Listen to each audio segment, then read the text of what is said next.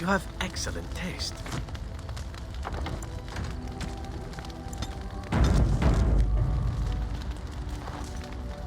I await your command. So, full of questions, are you?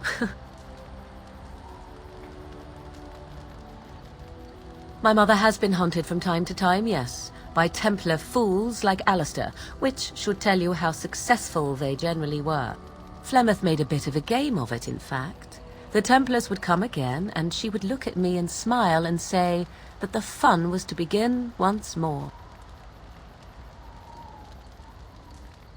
I am unsure.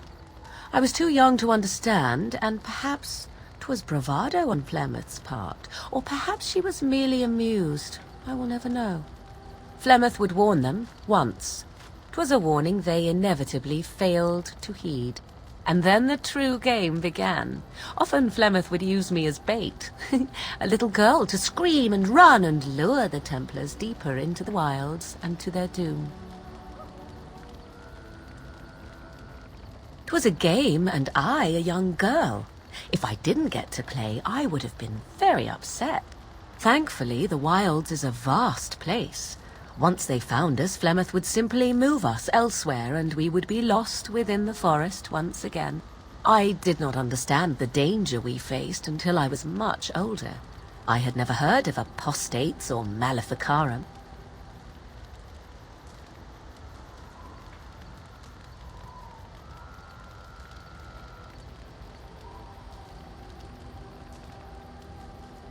You do not know? The Zealots use that word for any magic they do not control. The Chantry sees any mages not leashed to the Circle of Magi as apostates, and apostates could become maleficarum, evil mages that resort to blood magic and become demon-enslaved abominations. It may even be true, still, those of us who prefer freedom see no reason to submit.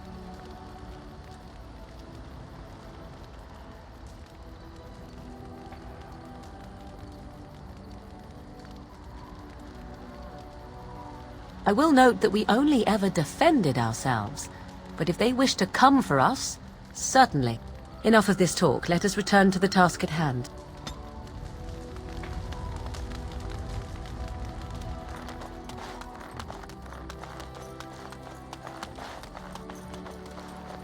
I see it found some augmentation crystals. I was not even aware it knew about them. Well done.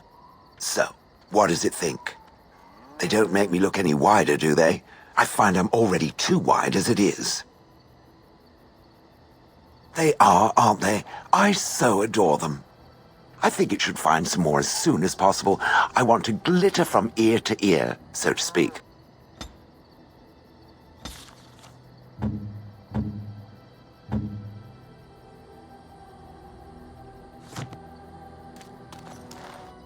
Enchantment? Enchantment!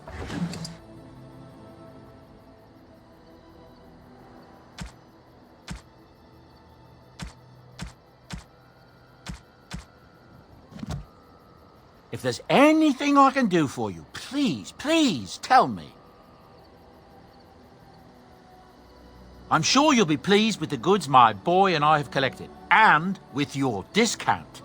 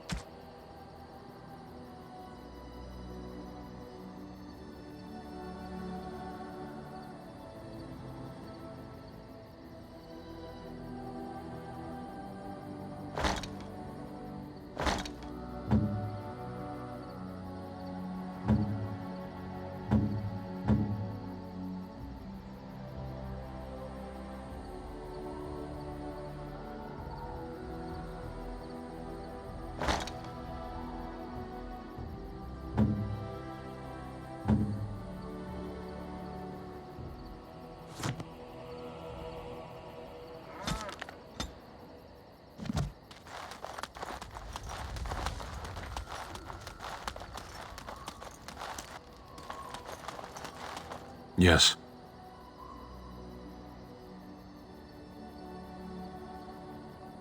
Speak, then. We have no mages such as you do. We have beasts in the shape of men who perform tricks.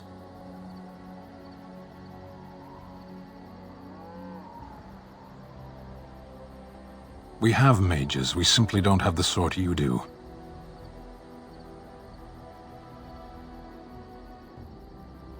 For the same reason that we do not light our own houses on fire, or invite locusts into our fields. We live in the world and magic is part of it. One might as well reject the sky. Parshera, are we going to fight the Darkspawn or chatter until they grow bored and leave? As you wish.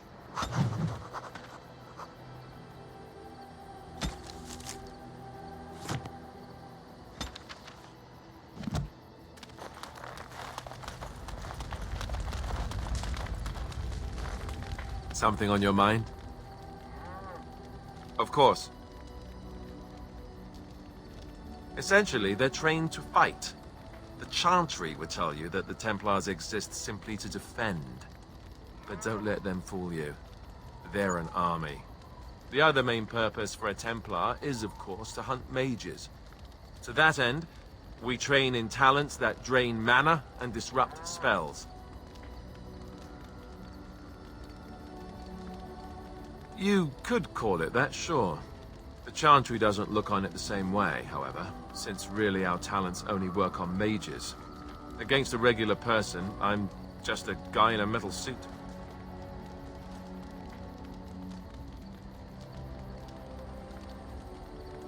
Perhaps, but there usually isn't much of an opportunity. The Chantry keeps a close rein on its Templars. We are given lyrium to help develop our magical talents, you see. Which means we become addicted.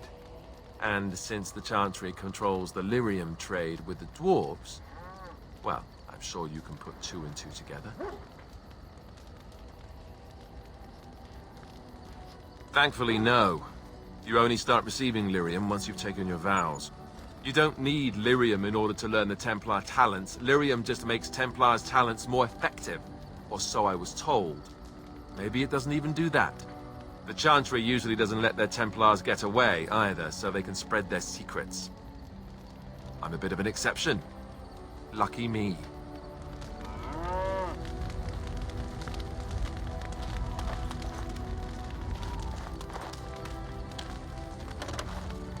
Something I can help with? Yes? What's on your mind? Where did you hear this? Not all minstrels are spies. Most are just singers and storytellers, but some of them are what we call bards. Bards are minstrels and more. Spies, as you say.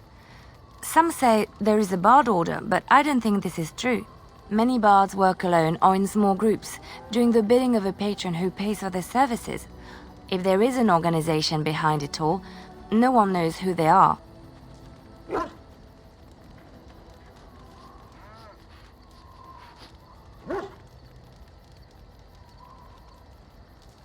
What do you think? They infiltrate, steal, sometimes assassinate? It depends on the bard. In Orlais, there is much rivalry amongst the highborn. They fight over land, influence, and the favor of the Empress.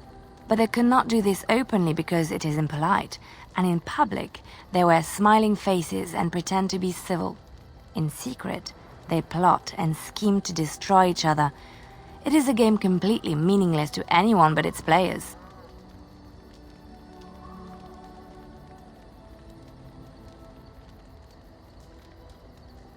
I have revealed too much, it seems, but it doesn't matter what I used to be. It is the past.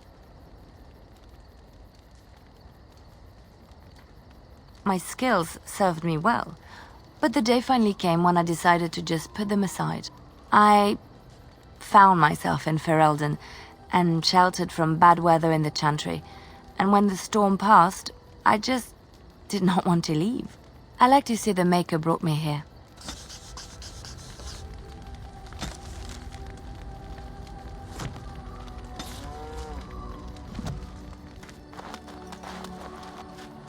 Have you encountered many abominations, apart from the ones in the Circle Tower? The first time I saw an abomination, my blood turned to ice. It was months before the nightmares stopped. It was the knowledge that I could easily become one of them that frightened me the most.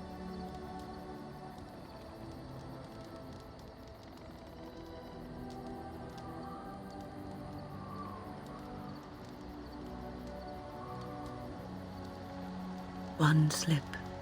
All it takes is one slip, and everything you are is simply gone, replaced by madness. And there is no turning back, or at least that's what they say. Of late, I have begun to wonder if there is any way an abomination can be cured, or if a mage could be so possessed and still retain their sanity, their humanity. Yes, it is madness and cruelty that define abominations.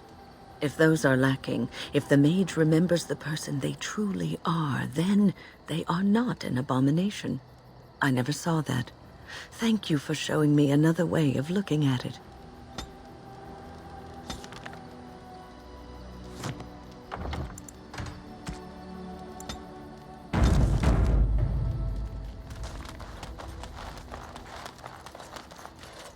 Here I am.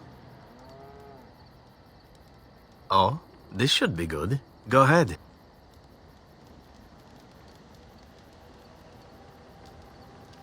Well, the crows would have you believe that it is an involved process that takes years of training, the sort that tests both your resolve and your endurance. Survive that process and maybe, just maybe, you're good enough to start being considered one of them. But quite frankly, the truth is that all it requires is the desire to kill people for a living. It's surprising how well one can do in such a field. I don't know about that. It's simply a slightly different skill set from your average killer as I see it. An assassin simply specializes in striking from stealth, and in maximizing that first attack to be as lethal as possible. Debilitate your foe, either by poison or by crippling their limbs, makes any follow-up combat you need to engage in that much simpler. See? Getting paid for the act is beside the point. An assassin is more a tactical choice than a lifestyle. Of course, the crows like to pretend that their abilities are trade secrets, shrouded in shadows and wrapped in a blanket of mystery. So let's just keep this between you and me, shall we? Here I am. Oh, this should be good. Go ahead. Well now, I imagine that's a very fair question. Being an assassin, after all, is a living, at least as far as such things go. I was simply never given the opportunity to choose another way. So if that choice presents itself, why should I not seize upon it?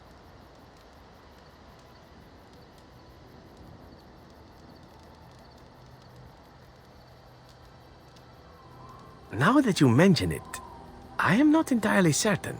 I was but a boy of 7 when I was purchased. For 3 sovereigns, I'm told. Which is a good price, considering I was all ribs and bone and didn't know the pommel of a dagger from the pointy end. The crows buy all their assassins that way. Buy them young, raise them to know nothing else but murder. And if you do poorly in your training, you die. Of course. You compete against your fellow assassins, and those who survive are rightfully proud of it. In Antiva, being a crow gets you respect. It gets you wealth, gets you women, and men, or whatever it is you might fancy. But that does not mean doing what is expected of you always. And it means being expendable. It's a cage, if a gilded cage. Pretty, but confining.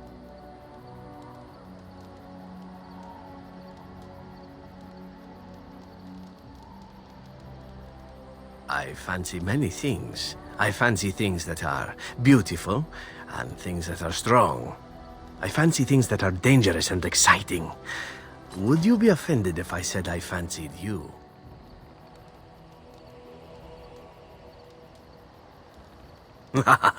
This is good to know.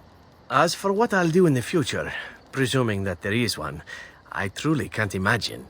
It might be interesting to go into business for myself, for a change.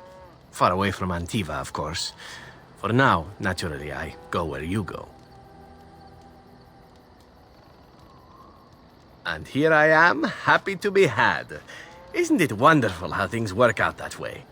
Come now, enough chit-chat. Talking about the crows summons them, you know. Any Antivan fishwife could tell you so.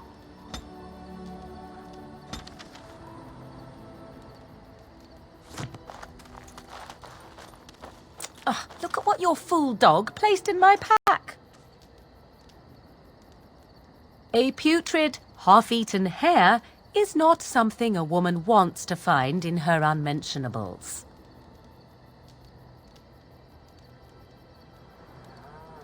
I am going to pretend I never heard that. The dirty mongrel can have this back. There. And tell him not to do it again. I just did. I don't want it, you worthless fur bag.